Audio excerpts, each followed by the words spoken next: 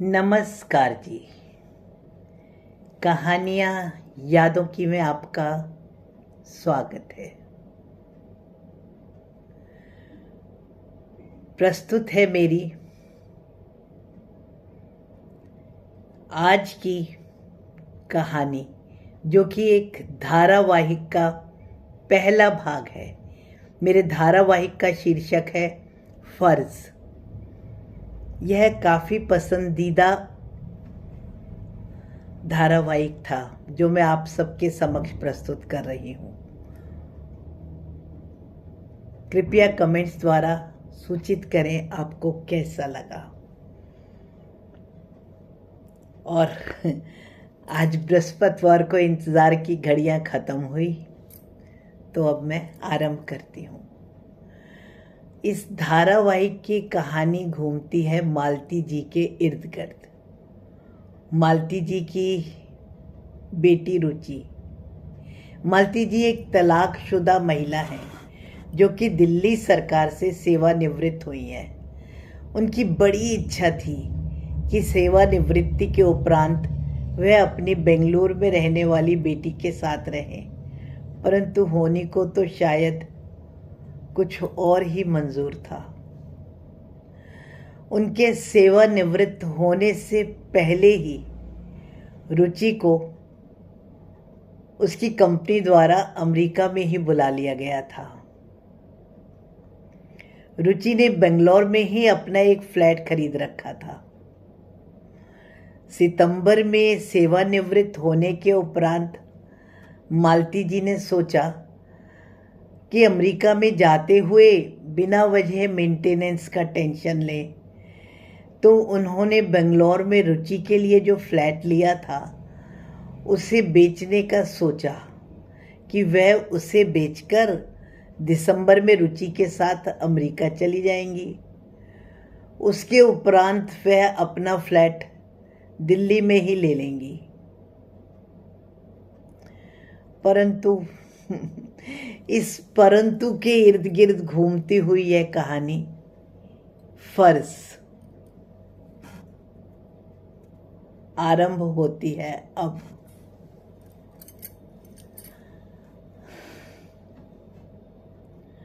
मालती जी को लेटे हुए भी बहुत कमजोरी महसूस हो रही थी। सर्दियों की शाम है और अभी तो केवल 7 ही बजे हैं, परंतु अंधेरा ऐसा घिराया है मानो रात ही हो रही है।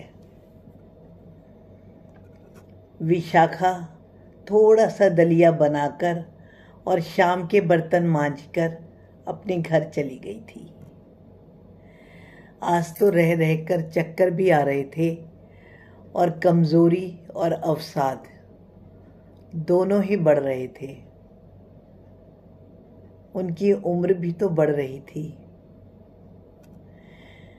वैसे तो मालती जी को अकेले रहते हुए कभी डर तो नहीं लगता था, पर अब शायद उम्र बढ़ रही थी या अवसाद बढ़ रहा था।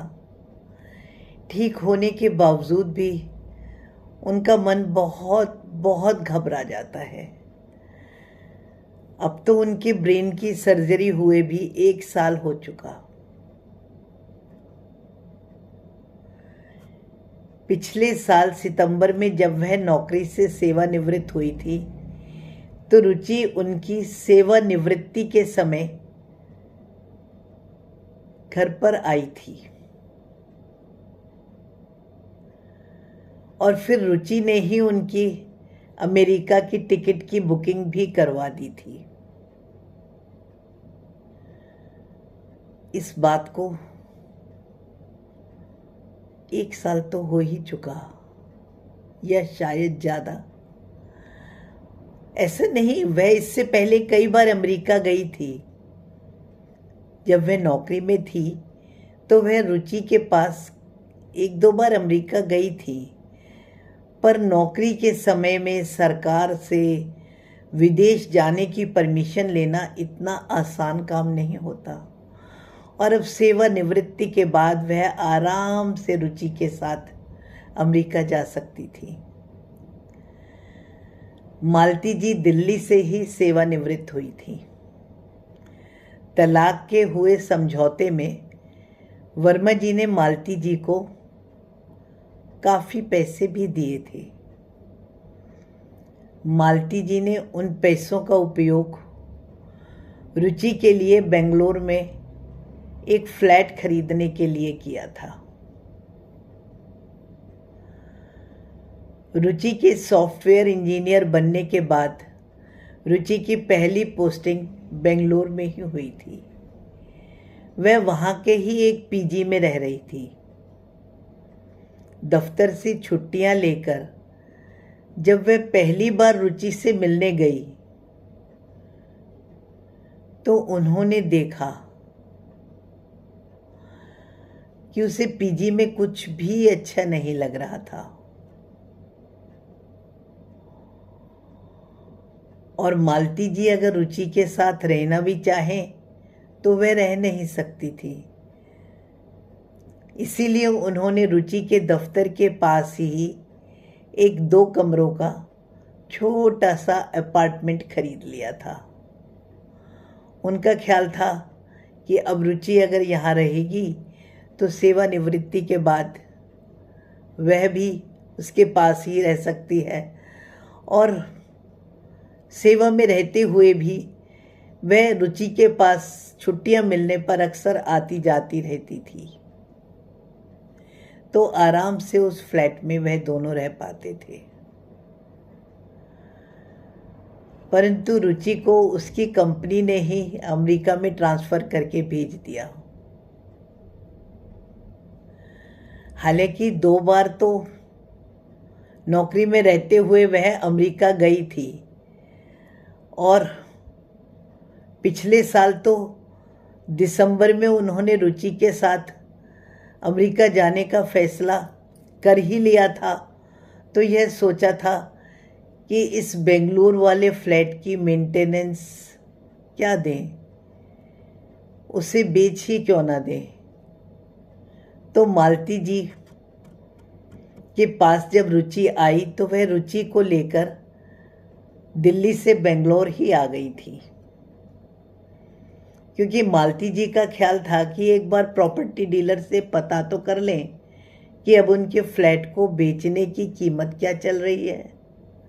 अगर सही रहा तो उनका ख्याल था कि वो बेंगलोर के फ्लैट को बेचकर दिल्ली में ही एक फ्लैट खरीद लेंगे।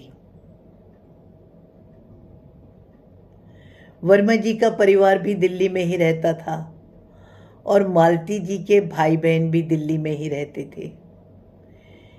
इतने साल वह दिल्ली में ही तो सरकारी नौकरी करती थी, तो वहाँ ही उनके सारे जानकार भी थे। इसी कारण उन्होंने सोचा था कि अमेरिका से पहले वह अपने बेंगलोर वाले फ्लैट को बेच देंगी और उन्होंने इसी कारण से बेंगलोर में आ गई थी। अपनी सेवानिवृत्ति के सारे फंड इत्यादि का काम निपटाने के बाद जब रुचि और मालती दोनों बेंगलोर में आए तो मालती जी ने अपने सरकारी मकान को खाली करा और थोड़ा बहुत सामान कुछ समय के लिए अपनी बहन के घर के कमरे में ही रखवा दिया था, क्योंकि उनकी यही इच्छा थी कि अमेरिका जाने से पहले परमात्मा बंगलौर वाले मकान का सौदा हो जाएगा तो बस रिटायरमेंट के पैसे भी मिले हुए हैं, कुछ इस फ्लैट के पैसे हो जाएंगे, तो यह सब मिलाकर अपनी बहन के घर के पास ही एक फ्लैट खरीद लेंगे ताकि जब अमेरिका से वह वापस आए तो उनके पास रहने के लिए एक पक्का ठिकाना हो। हालांकि उनका पूरा जीवन एक पहेली के जैसे ही बीता था। वे क्या चाहती थी और क्या हो जाता था। इसी कारण वह अपने आगे के जीवन के प्रति भी आश्वस्त तो नहीं हो पाई थी। उन्हें डर ही लगता रहता था और आगे का जीवन भी उन्हें पहेली के समान ही लग रहा था। मन में अच्छे बुरे विचार रुकने का नाम ही नहीं लेते थे, लेकिन रुचि का साथ थोड़ा सा मन को सांत्वना तो दे देता था। नहीं, अब तो शायद जीवन में कुछ स्थिरता आ जाएगी। बेंगलोर में रुचि के साथ जाकर जब उन्होंने फ्लैट को खोला था तो रुचि ने फ़ोन करके उन दोनों के लिए चाय मंगवा ली थी। बस यही तो फ़र्क है आज की पीढ़ी और पुरानी पीढ़ी में। माना नई पीढ़ी थोड़ी भौतिकवादी है, परंतु पुरानी पीढ़ी की नज़र में तो वह आलसी ही रहती है। पर फिर भी वह काम कितने आराम से संभाल लेती है, यह तो मालती जी मानती थी। वरना वह पहले रसोई साफ करती, फिर उसमें चाय का इंतज़ाम करती, और रुचि ने तो चाय ही मंगवा ली। हालांकि मालती जी का ख्याल था कि अब हम यहाँ आए हैं तो थोड़ा दूध, पत्ती, चीनी और थोड़ा घर का सामान तो लाया ही जाए। यही नहीं, रुचि ने विशाखा को सिक्योरिटी से चाबी देकर घर की सफाई करने को कह दिया था, इसलिए घर भी एकदम साफ था। चाय पीने के थोड़ी देर बाद ही रुचि ने उनके खाने के लिए भी मंगवा दिया था और मालती जी को कहा, आज हम आराम करते हैं, कल थोड़ा नीचे घूमेंगे और कुछ सामान ले आएंगे। यहाँ की रेजिडेंस सोसाइटी से बात करेंगे और भी 2-4 लोगों को जिनको मैं जानती हूँ। हालांकि मैं अब तो अमेरिका गई हूँ, पर फिर भी बहुत से लोग हैं। हम उनसे फ्लैट की कीमत इत्यादि का भी पता करेंगे। वैसे तो इस फ्लैट को चंदन भी ले लेगा। और इतना कहते ही रुचि एकदम रुक गई थी। मालती जी के चेहरे पर आते जाते उतार और चढ़ाव को शायद रुचि समझ चुकी थी, इसलिए वह चुप हो गई थी। बात को बदलते हुए रुचि ने मालती जी को बतलाया कि वह ना अमेरिका में ही पवन के साथ शादी करना चाहती है। पवन बहुत अच्छा लड़का है और वह उसके साथ उसी मल्टीनेशनल कंपनी में सॉफ्टवेयर इंजीनियर है। दोनों एक ही प्रोजेक्ट में हैं। वैसे रुचि मालती जी को कई बार फ़ोन पर पवन के बारे में बतलाती तो रहती थी, परंतु वह सबके बारे में ही बतलाती थी। अब जब उन्होंने जाना कि उनकी रुचि पवन से विवाह करना चाहती है तो मालती जी एकदम सकपका गई, घबरा गई। रुचि से पूछा, वो लोग तो अच्छे हैं ना, तूने पता कर लिया? शुरू में तो सब लड़के अच्छे लगते हैं, बहुत अच्छे लगते हैं, और शुरू में अच्छे होते भी हैं, पर कब तक अच्छे होते हैं ये कुछ कहा नहीं जा सकता। तेरे पापा की और मेरी जोड़ी को पूरे कॉलेज की सबसे बेस्ट जोड़ी कहा जाता था। इतने हंसमुख, इतना प्यार करने वाले, मुझ पर पूरी तरह से जान देने वाले मुझे तलाक भी दे सकते हैं। इसके बाद से तो मेरा पूरी दुनिया के हर पुरुष से विश्वास उठ गया है। तूने अच्छे से तो देखा मेरी बेटी, मैं तुझे सिर्फ सुखी देखना चाहती हूँ।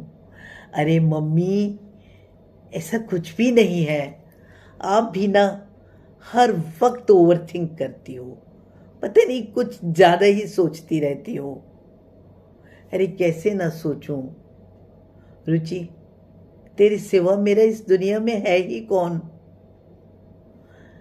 मैं अपने 1000 दुख बर्दाश्त कर सकती हूँ बेटा, पर तेरी तो ज़रा सी आह भी मुझे अंदर तक चीर जाती है, मुझसे बर्दाश्त नहीं होती।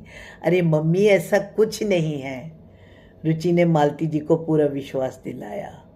पवन बहुत अच्छा लड़का है और वह बिल्कुल पापा जैसा नहीं है कि वो मुझे बीच मझधार में छोड़ देगा। पवन और उसका परिवार अमेरिका में ही सेटल्ड है और उसके मम्मी पापा भी बहुत प्यार से रहते हैं। उन्हें पता है कि हमारा तलाक हो चुका है, तेरे पापा मम्मी साथ नहीं रहते। अरे पवन के मम्मी पापा को इस चीज से कोई फर्क नहीं पड़ता कि मेरे मम्मी पापा का तलाक हो चुका है, वे साथ रहते हैं या वे नहीं रहते हैं। अब जब अमेरिका में चलोगी ना तो मैं आपको पवन से मिलवाऊंगी। बस कुछ महीने की तो बात है, दिसंबर की तो हमारी टिकट है ही। ठीक है। वो रात मालती जी की ऊहा-पोह में ही कटी। रुचि तो सो गई थी और वह पूरी रात ही लगभग रुचि को सोते हुए देखती रही। हालांकि उन्हें लगता था कि उनके जीवन का एक यही तो उद्देश्य है और यही लक्ष्य है और यही तो एक काम बचा है कि रुचि की शादी एक अच्छे घर में हो जाए, कोई अच्छा सा लड़का रुचि का हाथ थाम ले। परंतु फिर एक डर उनके मन पर हावी हो जाता था कि वो कैसे सहन करेगी यदि वर्मा जी के जैसे रुचि को भी कोई मारे, पीटे, गालियां दे।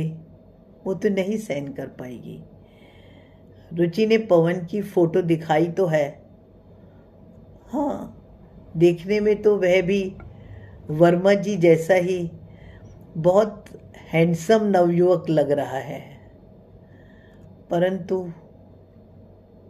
कहीं वह भी तो। उसके बाद रुचि को देखते हुए जाने वह किन ख्यालों में खोई, घबराई, जाने क्या हुआ। दुख, खुशी, पीड़ा, चिंता, सारे भावों ने उनके मस्तिष्क पर काबू कर लिया था। उसके बाद वह सोई या कि बेहोश हुई, कुछ कहा नहीं जा सकता। सुबह जब वह उठी तो उनके सर में बेइंतहा दर्द हो रहा था और हल्का सा बुखार भी लग रहा था। रुचि ने फिर से चाय मंगवा दी और थोड़ी देर में विशाखा भी आ गई थी। मालती जी तो उठ ही नहीं पा रही थी। तभी रुचि ने फोन पर ही एक डॉक्टर से कंसल्ट करा। डॉक्टर ने कुछ दवाई तो लिख दी थी, फिर उनसे उनकी बीपी चेक करवाने को कहा। विशाखा ने तब तक चाय ब्रेड का नाश्ता बना दिया था और मालती जी का तो सरदर्द बंद ही नहीं हो रहा था। रुचि ने मालती जी को कहा, हो सकता है कि हम दिल्ली से आए हैं, हवाई जहाज के सफ़र और हवा पानी की बदल से ऐसा हो गया हो। आप आज भी आराम कर लो। मेरी यहाँ पर बहुत सी फ्रेंड्स हैं, मैं उनसे मिलकर थोड़ी देरी में आती हूँ। पर आज तो हम किसी प्रॉपर्टी डीलर से बात करने के लिए नहीं जा सकते। हाँ, इसी सोसाइटी में बहुत से प्रॉपर्टी डीलर भी रहते हैं, मैं कल उन्हें बुला लूँगी। मम्मी, आप इतने गोली लेकर रेस्ट करो और जब मैं आऊँगी तो आपका बीपी वगैरह भी डॉक्टर साहब से चेक करवा दूँगी। मालूम नहीं ये ख्यालों का जोर था या कि कैसा बुखार था। मालती जी को समझ ही नहीं आ रहा था। अच्छी भली तो आई थी, परंतु अब सर था, दर्द के मारे फटा जा रहा था। ये हो क्या रहा है, कुछ अजीब सा लग रहा था।